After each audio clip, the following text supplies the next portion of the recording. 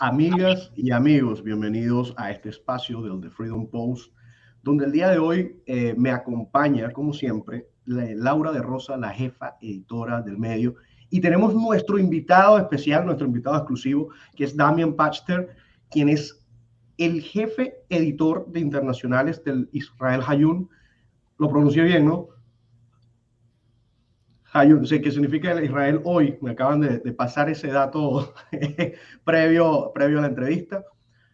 Una breve introducción de quién es Damian, aunque mucha gente quizás se vaya a sorprender.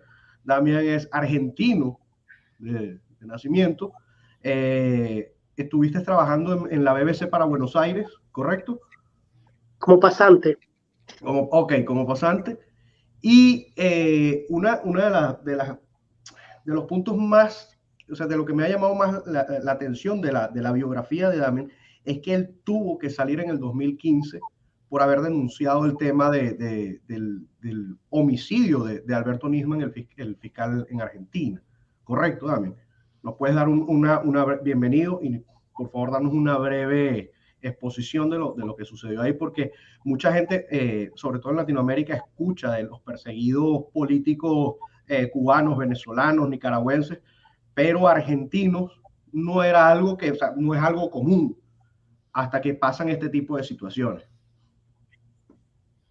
Sí, por lo menos en nuestros tiempos, en la época de nuestros padres, en los años 70, también durante épocas de dictaduras, la gente salía de Argentina y de varios lugares. Israel fue en ese entonces también uno de los destinos donde más llegaba gente proveniente de Argentina y de otros lugares también.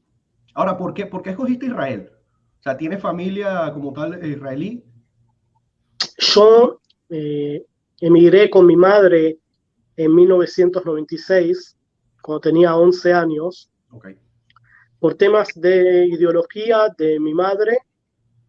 Todos crecimos en una familia judía, eh, tanto yo como mi madre anteriormente fuimos a una escuela judía, nos eh, criamos con ciertos valores.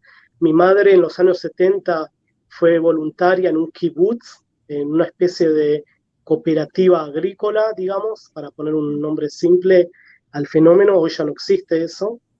Eh, que en realidad era un experimento socialista, tal como fue durante los primeros años de la existencia y la creación del Estado de Israel. Eh, y en 1996, bueno, mi madre decidió que nos veníamos acá, mis padres estaban divorciados, y acá llegué, terminé la escuela primaria, la escuela secundaria, y luego estuve 3 años en el ejército como soldado, como combatiente, de forma voluntaria, y terminé el ejército y me volví a Argentina, donde viví desde el 2003 hasta el 2015. Ok, wow. Y ahí sucede, después de que vas trabajando, hasta este hito que te trae hasta Israel, que es cuando envías ese tweet de denuncia del homicidio del fiscal Alberto Nisman. ¿Qué pasó allí? Sabemos que no tiene que ver con el conflicto, pero es una historia sumamente interesante que queremos que nuestra audiencia conozca. Bueno, a partir de ese momento se gatilló toda una serie de sucesos que obligaron mi salida de Argentina a Israel. No me lo esperaba, no lo había planificado. Argentina se encontraba la, en la cima del poder del kirchnerismo en ese entonces, aliado con, por ejemplo, entre otros, con Venezuela y todo lo que es el eje bolivariano. Y en el marco del panorama político, un fiscal que investigaba el atentado a la embajada, perdón, el atentado a la sede, la Mutual Judía, la AMIA, durante una década hizo una investigación y en 2015 llegó a la conclusión de que la entonces presidenta, Cristina Kirchner, realizó un encubrimiento de su investigación con el fin de liberar a los acusados iraníes de la responsabilidad de ese ataque que la Corte de Argentina determinó que Irán era el responsable. Por lo tanto, a partir de ese momento empiezan a suceder una serie de eventos políticos que tienen que ver con desestimar al fiscal Alberto Nisman, que es quien investigaba la causa. Mientras tanto, esta persona, este fiscal, aparece en la tele y bueno, un día antes de que debía aparecer en el Congreso de la Nación para detallar su denuncia contra la presidenta, lo encuentran en su baño con un tiro en la cabeza. Desde el primer momento el gobierno empuja la teoría del suicidio, cosa que llamó la atención a al menos la mitad de la población. Claro. Y yo fui el primero que recibió la información de que algo estaba ocurriendo en la casa del fiscal Alberto Nisman. Utilicé las redes sociales, Twitter específicamente, y bueno, algo pasó algo que todavía no sabemos exactamente cómo ocurrió, pero el mundo, o al menos en Argentina, la forma de cual se supo la muerte de Nisman fue a través del periodismo y no a través de otra forma oficial, que es la que tal vez querían llevar adelante. Wow. Eso a su vez produjo una serie de movimientos alrededor de mi persona y decidí que tras recibir alertas de personas cercanas que debía salir del país, y bueno, con una mochila con $25 encima, tomé el primer vuelo que pude. Me fui de Argentina a Uruguay a Madrid, y de Madrid a Tel Aviv. Eso es un resumen. Mira, dices esto y, o sea, obviamente entiendo tu sentir como venezolano y en verdad, la parte fea del periodismo, ¿no? Que no solo se vive, o sea, no lo hemos vivido nosotros en Venezuela nada más, sino que también se repliega en otros países y como te digo, Argentina no es un tema muy común, por lo menos a nivel de viralización hoy en día, o sea, o no se ve tanta represión como se puede ver en estos regímenes más radicales del comunismo, ¿no? Sin embargo, o sea, siento esa empatía porque es increíble cómo o sea, la responsabilidad que puede caer sobre la persona que se atreve a denunciar o a informar este tipo de situaciones que en verdad son trágicas y pueden causar un revuelo y que en un país donde todo funcionara bien, rodarían las cabezas que tendrían que rodar y no en verdad es la persona que dio la información. Bueno, es el precio que se paga. Bueno, primero que uno no se ve, yo por lo menos no me victimizo. Uno se decidió meterse en el periodismo por yo personalmente decidí meterme en esto por este tipo de temas que son los que me interesan. Y a veces, o sea, si te metes en el barro, tenés que estar dispuesto a ensuciarte, claro. Claro, exacto.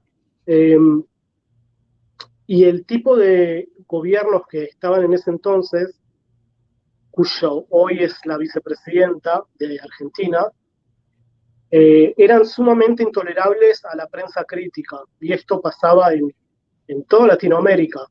Sí. Estaban en un proceso de radicalización extremo.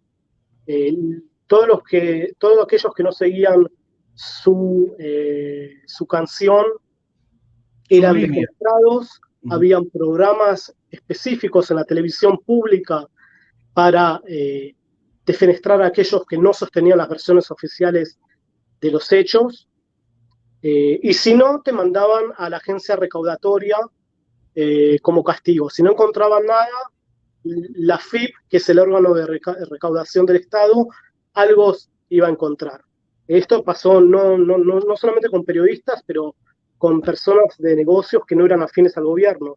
Y así de a poco, en un periodo de 2012 a 2015, las voces críticas se fueron apagando, y sobre todo en el nivel en la vida civil. Los empresarios, los dueños de medios, y de a poco se llegó a una situación que el Estado controlaba directa o indirectamente a la mayoría de la prensa. Solamente había quedado en pie el grupo Clarín y el diario La Nación. Esos eran los dos únicos medios que hacían su trabajo de crítica al poder. Sí, bueno, como tú dices, quien esté dispuesto a meterse en este mundo tiene que saber las consecuencias. Y bueno, ahora sí vamos a entrar en materia. Ya dimos una breve introducción de quién es Damian, ¿no? Y cómo termina en Israel. Damian, tú como residente, Laura, ya que como hablábamos previamente a esta entrevista, que está en este proceso entre casi turista y residente en Israel. O sea, ¿qué puedes decirle tú, ya teniendo tanto tiempo allá, en esta tierra en conflicto, que a la vez, yo no lo conozco, pero por lo que he visto y lo poco que sé, es una tierra espectacular, o sea, tiene de todo. ¿Cómo tú defines y cómo puedes explicarle a nuestra audiencia el porqué de este conflicto que parece interminable entre Israel y Palestina? Entonces... Bueno, es una gran pregunta. Ojalá tuviera todas las respuestas para eso, pero en ciertos aspectos es la continuidad de una intolerancia que hay desde el lado árabe de no asumir la realidad y estar dispuestos a convivir con un Estado judío como vecino acá en Medio Oriente. Eso es por un lado. Y por otro lado, hay Israel en ese intento de justificar su necesidad de tener su propio Estado, se generan conflictos porque hay varios pueblos que viven en un mismo lugar. Y eso invariantemente genera conflictos. No obstante, la historia del pueblo de Israel en esta tierra es milenaria, o por lo menos no menor que cualquiera de los pueblos árabes que viven aquí. Cualquiera que lea la Biblia, más allá si uno es creyente o no, todos saben lo que es Jerusalén, la importancia de no es que quiero dar una clase de historia, pero el monoteísmo que salió de esta región, y bueno, la fe judía como la primera religión monoteísta tiene su centro, junto con la fe cristiana, su centro de poder, su centro de acción es en Jerusalén. Y bueno, eso por un lado es importante resaltar que hay una especie de narrativa según la cual, bueno, se dice que los palestinos estaban antes y que a partir que llegó Israel los expulsaron de sus tierras y en realidad lo que hay hoy en día es una lucha entre conquistador y expulsados, cosa que tiene algunos matices que son ciertos, pero nadie puede negar la historia del pueblo israelí, del pueblo hebreo en esta región. Entonces lo que estamos observando en realidad es una continuación de cosas que tienen siglos de edad. Sí, y tú lo ves cerca de acabar. Laura, no se te escucha. No, en absoluto. No creo que esto tenga fin, seguro no en mi generación. No. Ahora sí me escuchan. El porqué de esto es que se perdió la confianza en ambas partes para poder, me estoy hablando específicamente con el pueblo palestino, mejor dicho, con el gobierno palestino. Porque con todo el resto de los países árabes, si hay un fenómeno que resalta en los últimos 5 años, es el hecho que Israel está haciendo la paz con países que antes ni siquiera tenían relaciones, países del Golfo. con Arabia Saudita la relación es cada vez más cercana. Si bien todo se hace a través de Estados Unidos, también hay contactos directos entre Jerusalén y Riad. Todavía no se hizo público, pero es algo que se sabe a todas voces, que hay cierta cooperación bastante extensa, sobre todo en temas de seguridad, entre Israel y Arabia Saudita. Y una vez que Israel haga la paz con Arabia Saudita de forma pública, eso es un jaque mate en realidad para toda la región. En realidad, lo que está ocurriendo es que los palestinos ven es cómo Israel hace la paz con todo el mundo, menos con ellos. En realidad, mejor dicho, esto es algo que el mundo debería preguntarse para tratar de ver qué es lo que cómo se puede seguir, cómo se puede encontrar una solución. Yo no creo que haya una solución. No creo que haya una solución porque hay demasiado odio entre las dos partes, demasiada falta de confianza, y esto se vio por los acuerdos de paz que Israel hizo con los palestinos, que incluyó la concesión de múltiples territorios. El último de ellos, la última concesión fue en el año 2005-2006 de la Franja de Gaza. Israel salió de allí. Para los que no saben, habían poblaciones, decenas de miles de israelíes viviendo en lo que hoy es Gaza. Claro. Y Israel se retiró de allí y a partir de entonces la situación de seguridad solamente empeoró. Es por eso que a menudo la prensa internacional publica y la audiencia es testigo de los misiles que caen, de los proyectiles, mejor dicho, que caen reiteradas veces por año en Israel, y esto es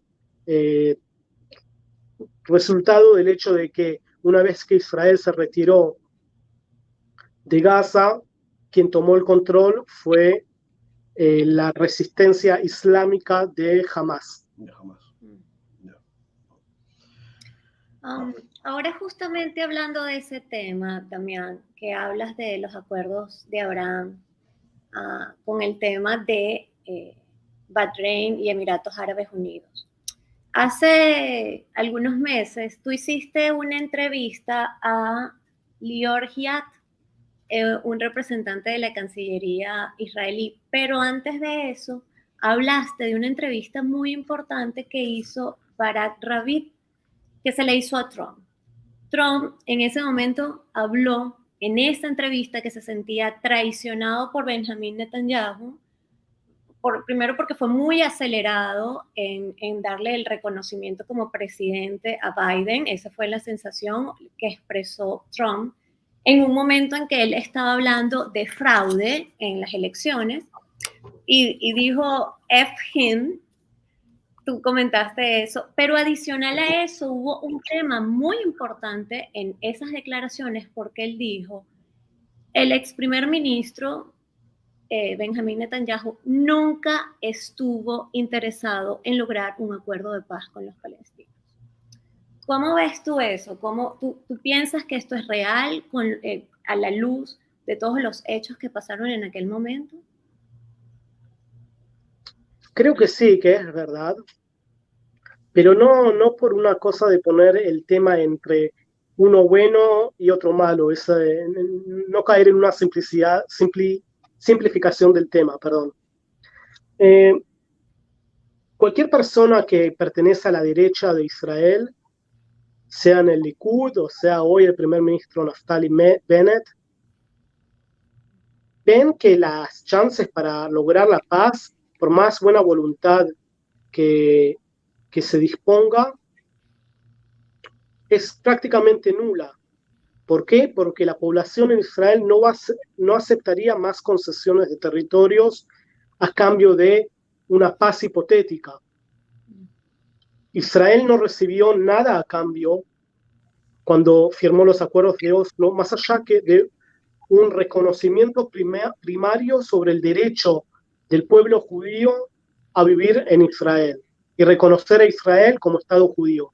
Eso fue todo lo que Israel recibió a cambio de concesiones de territorios y reconocer a la Autoridad Nacional Palestina como el único ente y la única autoridad encomendada para negociar con Israel y como único representante del pueblo palestino.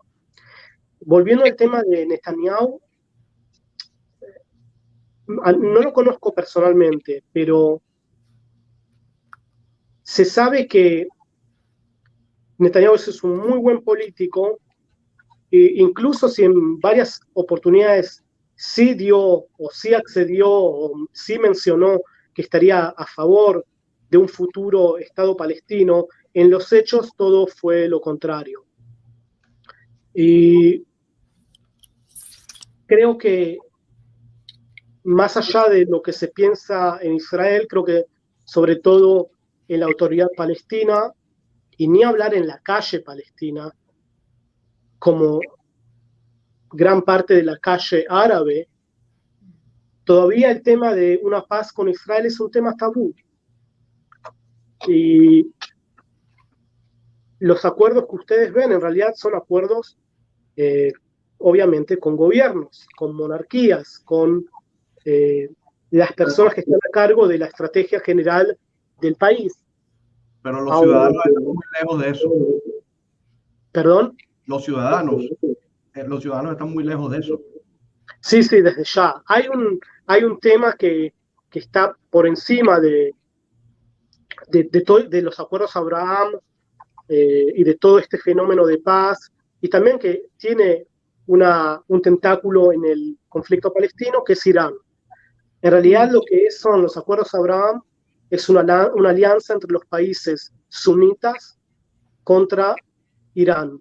Es una alianza de los países sunitas con Israel contra el chiismo iraní. Eso es a gran escala. Como bien saben, la historia de los conflictos intraislámicos entre sunitas y chiitas son mucho más radicales y mucho más antiguos que lo que es el conflicto entre los palestinos e israelíes. Entonces, en ese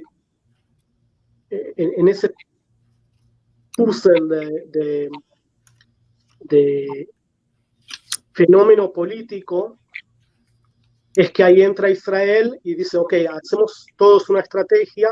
¿Por qué? Porque Irán es el enemigo en común, tanto de Arabia Saudita, que recuerdo que no forma parte oficialmente de los acuerdos Abraham, e Irán. Irán es el principal rival de Arabia Saudita en la región y también de Israel. Y todo lo que estamos viendo desde los últimos 15 años son pequeños movimientos que llevaron a los acuerdos Abraham con el fin de poner un freno al avance iraní en la región y por ende en el mundo, como bueno, Venezuela es el mejor ejemplo de esta alianza entre Teherán y el eje antiamericano. No obstante, abro un paréntesis, las administraciones demócratas en Estados Unidos, por lo general, en los últimos, estoy hablando específicamente, por ejemplo, con Barack Obama, generó una serie de problemas geopolíticos que todavía hoy en día marcan la realidad. Estoy hablando, por ejemplo, del acuerdo nuclear. Eso es uno de los ejemplos. En realidad, el acuerdo nuclear es una luz verde de la mayor potencia en el mundo, un reconocimiento a Irán como potencia mundial, a su vez a la par del resto de las potencias. Y esto tiene como efecto colateral, el primer damnificado es Israel, que ni siquiera formó parte de las charlas nucleares en 2015. Estamos hablando de un país que está a punto de pasar la barrera nuclear y convertirse en país nuclear, cuyo principal fin es tener un programa nuclear con fines militares, no fines civiles, más allá que el Ayatollah y Rouhani y Zarif y Raisi, todos dicen que el plan iraní es con fines pacíficos. Nadie cree en esto, y ahí ese es el eje del problema hoy en día. Yo cada vez que tengo la oportunidad de preguntarle a alguien que está en el tema, sea el director general de la Agencia Internacional de Energía Atómica, el argentino Rafael Mariano Grossi, con quien tuve una entrevista, sea con gente de la administración estadounidense que estuvo involucrada en el tema. O sea, la principal pregunta que les hago es, ¿ustedes creen que el fin del programa nuclear iraní es con fines pacíficos? Y nadie me dijo que sí, que creen que es para fines pacíficos.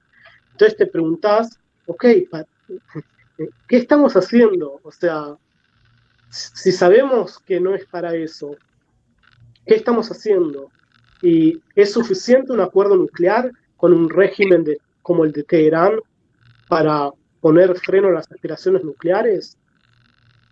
Bueno, yo creo que no. Algunos creen que sí, y es válido, y obviamente puedo estar equivocado, y ojalá que esté equivocado, pero la realidad me demuestra lo contrario. Y Israel no puede tener ¿cómo puedo decirlo? No puede darse el gusto de poner a prueba las aspiraciones nucleares de Irán, porque en reiteradas oportunidades afirmaron que la voluntad de ellos es aniquilar al Estado de Israel. Ahora, si me permiten, también tengo que mostrar un poco el lado de Israel en todo esto. Okay. Hay cierto alarmismo en Israel, hay cierta exageración de lo que implica hoy en día en el presente el régimen de Teherán, o por lo menos esa es mi visión de la cosa. Ahora, ¿por qué pienso esto? Porque en reiteradas oportunidades, sobre todo durante el último mes sirve como un espejo para reflejar cómo Israel opera, según prensa extranjera, en territorio iraní. Israel en el año 2018, si no mal recuerdo, entró en plena capital de Irán, extrajo de allí cantidades y cantidades, toneladas y toneladas del archivo nuclear iraní. Físicamente lo sacó de Teherán y lo trajeron a Jerusalén. Eso fue lo que derivó en cierta forma en la retirada de Estados Unidos del acuerdo nuclear bajo la administración de Trump. Entonces uno se pregunta, ok, si Israel tiene la posibilidad de actuar de esa forma en plena capital de Irán, entonces lo que se sabe en los lugares secretos en Israel es mucho más de lo que se sabe públicamente, y por lo tanto creo que hay cierto control de Israel de lo que está ocurriendo allí. Ahora, ¿eso quiere decir que Irán no quiere una bomba nuclear? No, no digo eso, pero creo que el tema de Irán sufre de muchas veces de exageraciones en el lado israelí, como un método de mantener en alerta y mantener el conflicto a su vez vigente. Damián, bueno, ahora justamente con esto que dices. Te respondió la pregunta que tenías preparada. Sin embargo, no, bueno, es que definitivamente hay que hablar del tema nuclear, definitivamente, o sea, es una pregunta que no puede dejar de hacerse.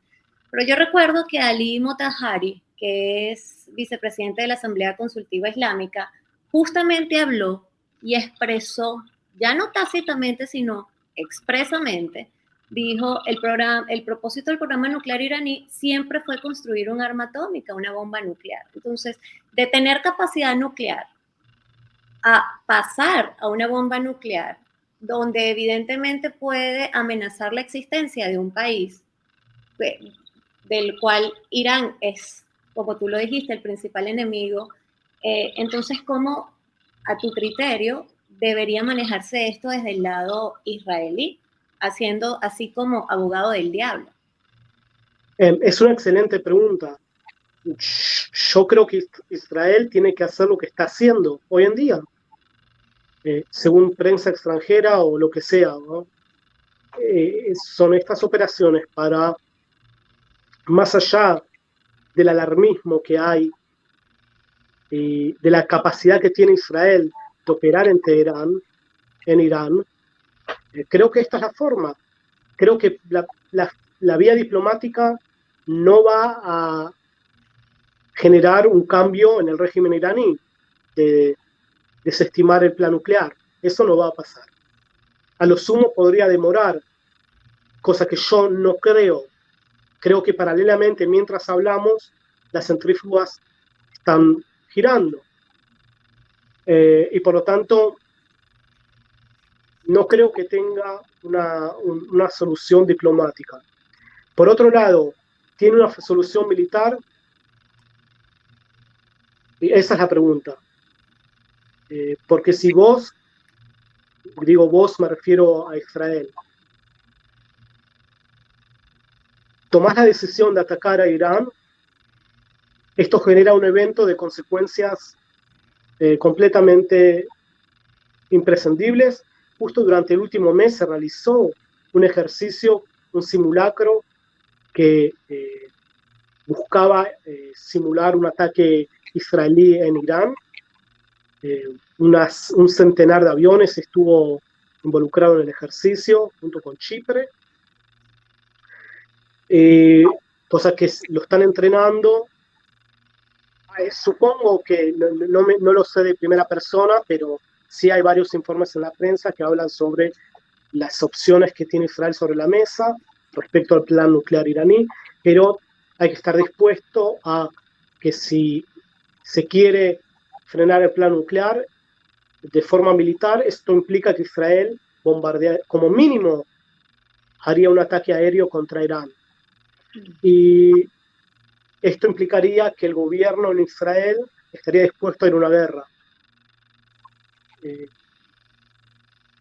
Y no estoy seguro cuánto la población de Israel estaría dispuesto a esto. Entre líneas, lo que estoy diciendo, no estoy seguro de la legitimidad que este tipo de maniobra tendría en la sociedad israelí.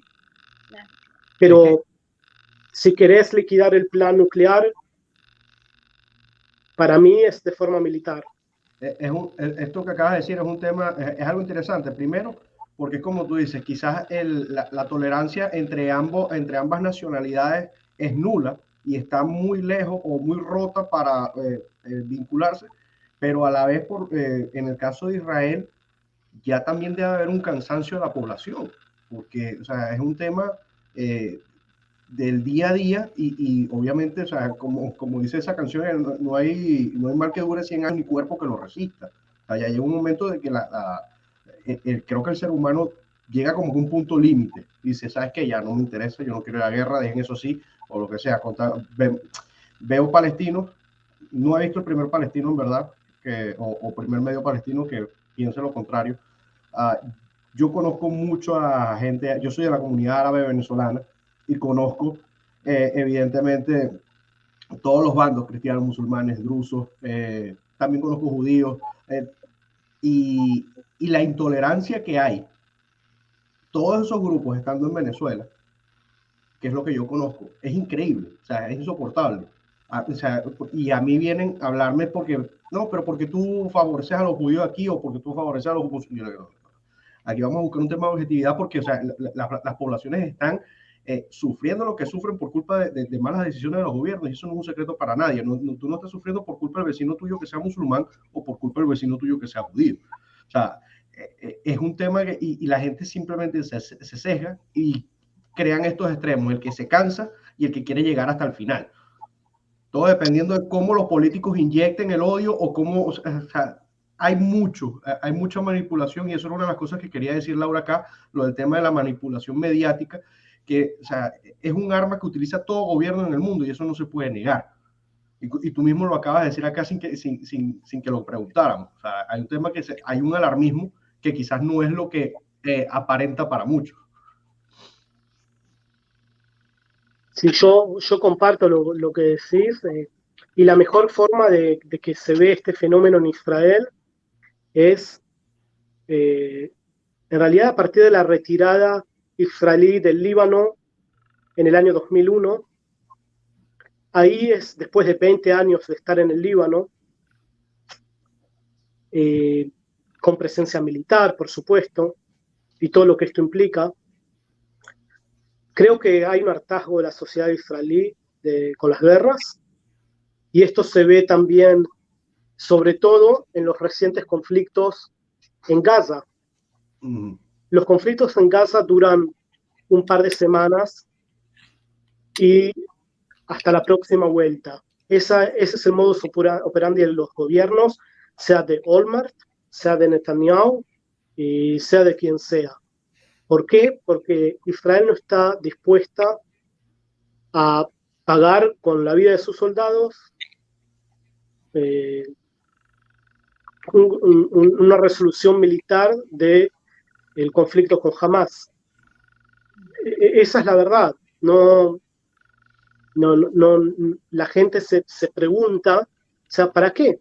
¿Para qué voy a mandar un pelotones de soldados allí? Esto siempre y cuando el fin de estos operativos no es sacar a Hamas del poder. Ok, entonces, si vos decidís sacar a Hamas del poder, hay dos opciones. ¿Quién queda? O te quedás allí, cosa de seguro no lo aprobarían, en la sociedad israelí no estaría dispuesta otra vez a vivir en la franja de Gaza con presencia militar, o darle las riendas del poder a otro grupo. ¿Y quién te dice que sería mejor? ¿Quién te dice que la OLP sería mejor que Hamas o que contaría con mayor legitimidad? La OLP hoy en día, ASHA, no llegan ni al 30% de opinión pública favorable en los territorios palestinos. Abbas es el líder más desprestigiado de la historia palestina, por lejos. Representa la corrupción, y esto se los digo en base a estudios sociales de los propios palestinos. Si no me equivoco, en los últimos sondeos que se hicieron al respecto los hace un encuestador palestino de apellido Shikaki. Todos los meses lanzan reportes de opinión pública palestina, y en realidad entre los topes de los temas que lideran es la voluntad de ir hacia una nueva intifada, a un nuevo levantamiento general. Pero el liderazgo palestino está sumamente decaído. Está caído, lo ven como un liderazgo corrupto que en cierta forma impide el avance de la causa palestina. Cosa que yo concuerdo bastante en eso, porque en general cuando se explica el conflicto con Israel, siempre se pone el foco en la culpa de Israel del conflicto. Pero la victimización, lo que acabas de decir. Suelen omitir, que el tema intrapalestino, que es sumamente importante, o sea, es la otra parte del conflicto con sus matices internas. Incluso puedo explicar prácticamente 3 de los últimos 4 rondas en Gaza fueron porque los empleados en Gaza no recibían el dinero correspondiente de su función pública. Los funcionarios públicos no recibían salarios. Esto pasó reiteradas veces.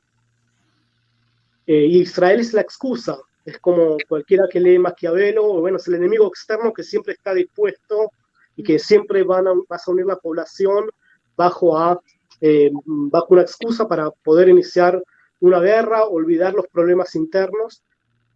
Ojo, Israel también tiene bastante responsabilidad en todo lo que está ocurriendo. Meten la pata también cada 2 por 3. Está repleto de errores que ocurren. Y ese precio de vivir en esta región, no pasa por un tema de buenos o malos. No hay que caer en esa Sí. simplicidad. Y también no omitir, obviamente, el tema que es que por un tema de corrección política prefieren omitir, que es el tema del islamismo. En Hamas no gobierna los Boy Scouts, gobierna una organización islámica radical, es el capítulo palestino de la hermandad musulmana. En Egipto están prohibidos. En Jordania a las organizaciones palestinas las masacraron. En el Líbano pasó lo mismo.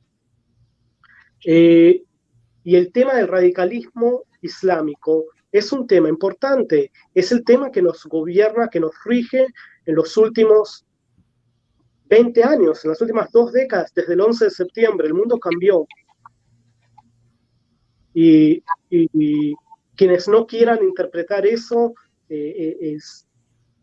y caer en una explicación, como suelen hacer, basada en materialismo histórico, no es suficiente. Es una parte, pero no es suficiente para explicar. Si vos omitís el islamismo como factor clave en el conflicto, al menos en el conflicto palestino, ni hablar en el conflicto sunita-chiita. Si eso no puedes explicar nada. Y bueno, creo que eso es lo que la principal falta de la prensa al explicar este tema. También justo allí te iba a comentar, ¿crees que la visión mediática y sobre todo desde el punto de vista de la comunidad internacional se queda corta al analizar este conflicto? Porque el tema es justamente que no se está valorando lo que está pasando internamente. Entonces, y esto lo conocemos nosotros en Venezuela muy bien, que es tratar de culpabilizar siempre al enemigo externo para intentar consolidar a la población sobre la base de una motivación y obtener apoyo al político. ¿Cómo ves tú el manejo mediático de la comunidad internacional, de los medios europeos? No hablemos tanto ni siquiera de los medios latinoamericanos que no hablan del tema, lo conocen y lo hablan muy poco. ¿Cómo ves tú ese manejo mediático del conflicto? Creo que hay 2 problemas principales a la hora de cubrir los temas. El primero es que no están acá, no están en la región. Y el segundo es que está relacionado a eso, es que hay falta de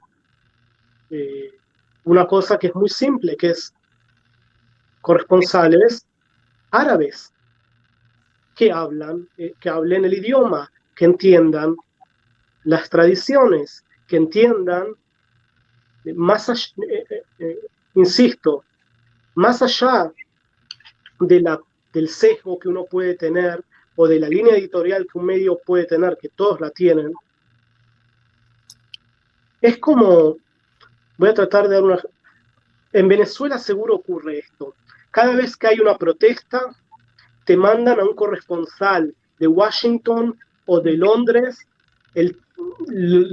lo mandan como con paracaídas, el tipo no habla español, no sabe prácticamente dónde está, entrevista a 3 personas y con eso te muestra la realidad de lo que está ocurriendo.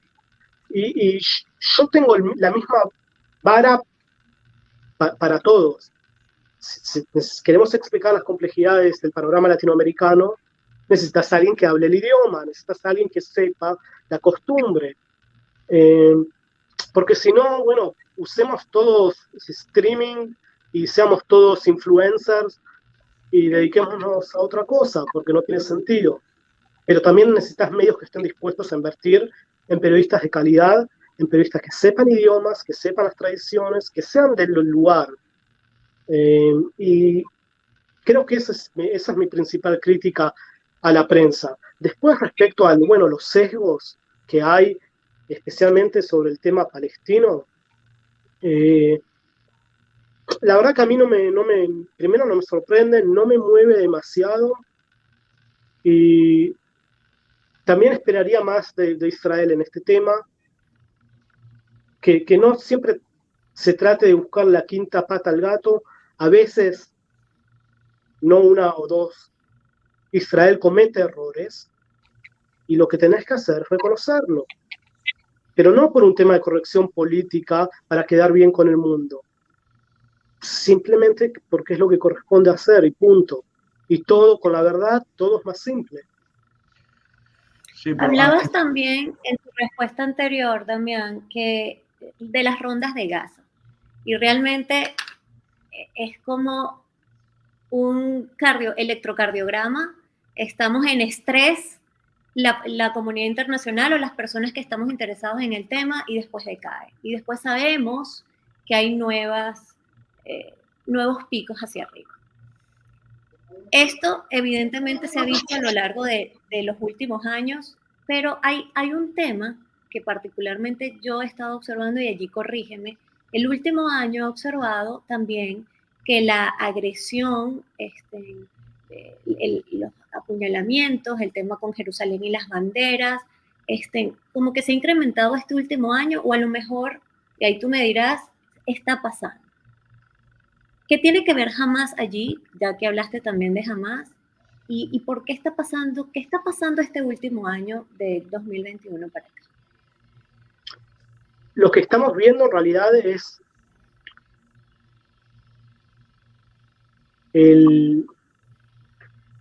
¿cómo puedo decirlo de una forma? Es la adquisición de territorio en Cisjordania por parte de Hamas, en deterioro de la Autoridad Nacional Palestina, específicamente de la OLP.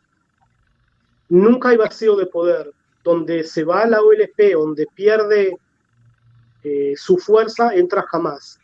Las juventudes buscan opciones más radicales por un tema prácticamente biológico, en cierta forma. Se busca la rebeldía. Tenés una fuerte red que te brinda eso, una red de contención. Abro un paréntesis, es muy importante mencionar también que Hamas, más allá de ser una organización islámica terrorista, también tiene una enorme red de ayuda social, que es como captan a la gente. Es lo mismo con el Hezbollah en el Líbano. Son como, digamos, en términos latinoamericanos, son como comitivos del partido que están en todos lados. Sí, que hacen un reclutamiento. Tal cual. Y bueno, en aquellos lugares, Laura, para tu pregunta, los últimos años estuvieron definidos bajo el signo de pérdida de poder de la OLP a manos de Hamas. Y Hamas se está mostrando como el guardián de Al-Quds, el guardián de Jerusalén. Y por eso, el año pasado, en mayo, en el medio que se armó un despelote en la explanada del templo, Hamas lanzó por primera vez un proyectil, un Qassam, al centro de la capital israelí. Y bajo los aplausos de incluso la población árabe que estaba en Jerusalén. Y en realidad se muestran a sí mismos, eso es lo que buscan, generar la imagen de que ellos son los que protegen realmente la causa palestina. Y esta es la diferencia, lo que estuvo ocurriendo anteriormente, que es, en palabras simples, la OLP está perdiendo poder y Hamas está ganando. Bueno, rescato mucho lo que acabas de decir, o sea, que dijiste hace unos minutos atrás, Damián, que los medios de comunicación deben invertir en periodistas que manejen los idiomas, que manejen exactamente lo que está sucediendo, o sea, que estén documentados, no un tema de improvisación, porque si no es como tú dijiste ahorita, es un tema de influencers, de simplemente ser viral por las redes una información que quizás no es la certera, ¿no?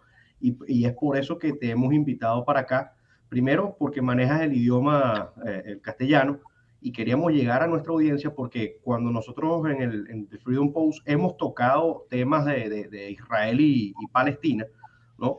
Tenemos las dos comunidades y se ha generado mucho conflicto y lo que, si tú lees los artículos que nosotros hemos sacado, las informaciones que han pasado o los mismos artículos de opinión, nos enfocamos más que todo en el tema pedagógico para que la gente conozca un poco más la historia, ¿no? Y se pueda llegar a ese punto de amenizar o de conciliar, por lo menos entre los que tienen tienen elegido un bando, pero en Latinoamérica, ¿no? Que no están allá. Entonces, te agradecemos mucho este tiempo que tuviste para acá, para nosotros. El Freedom Post está puertas abiertas para lo que necesites. Igual con el Israel Yahun, ¿no? Lo estoy diciendo bien. Hayun. Bueno, por ahí voy, no voy mal. No, pero ya va, Raymond, algo aquí muy importante que no podemos desaprovechar de Damián antes de que Damián hable unas palabras finales.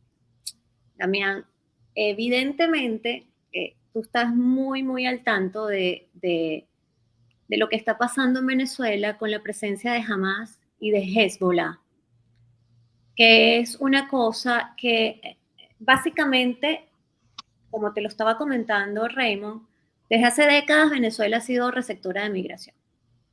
Nuestro país fue privilegiado con una migración multicultural, multipaíses y multireligión, y nosotros básicamente somos una mezcla de eso.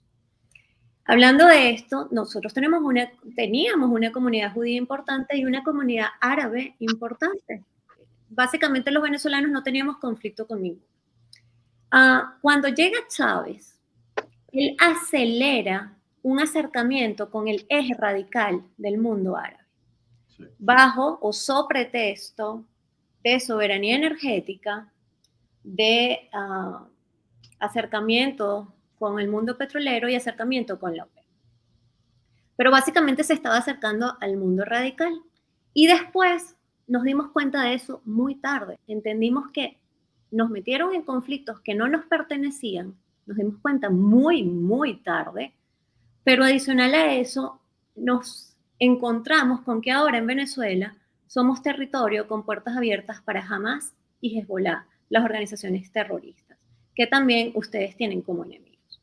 Entonces la pregunta ya como pregunta final, antes de la despedida, porque no te podemos desaprovechar, es ¿qué opina la opinión pública israelí sobre ese tema? ¿Están al tanto? ¿Y qué opinas tú, por supuesto? Ok. De la misma forma que en Latinoamérica existe el problema de falta de comprensión de los asuntos medioorientales, por un tema también geográfico, tiene que ver con la distancia. Lo mismo ocurre acá respecto a Latinoamérica, que en realidad se ve como un territorio exótico, donde se va después de los 3 años de servicio militar para pasear y en realidad, de forma muy resumida, lo que se conoce de esa región es básicamente que si bien es una región hermosa, la corrupción y los gobiernos son lo que reina, es el fenómeno que reina en esos lugares. No saben demasiado acá, y además, honestamente, no es algo que importe demasiado en la agenda nacional cuando tenés de vecino en el norte a Siria, en el sur a Hamas, adentro a la OLP y al este a Irán. Entonces, es un tema que no tiene, a diferencia de Latinoamérica, no hay un fin político detrás de esta falta de entendimiento o falta de interés. Simplemente que es una cuestión geográfica, la cual genera a su vez que no sea el principal tema en agenda. Me pasó varias veces esto cuando quería cubrir temas de América Latina. Nos pasa a cualquiera que trabajamos en un medio internacional y buscamos llevar adelante un tema de Latinoamérica, básicamente suele ser rechazado, que es siempre lo mismo, más corrupción, otra vez un populista en el poder, y en cierto aspecto tienen razón. Ahora, lo que yo creo respecto a la situación de América Latina y por qué falta interés, creo que para mí creo que en ese lado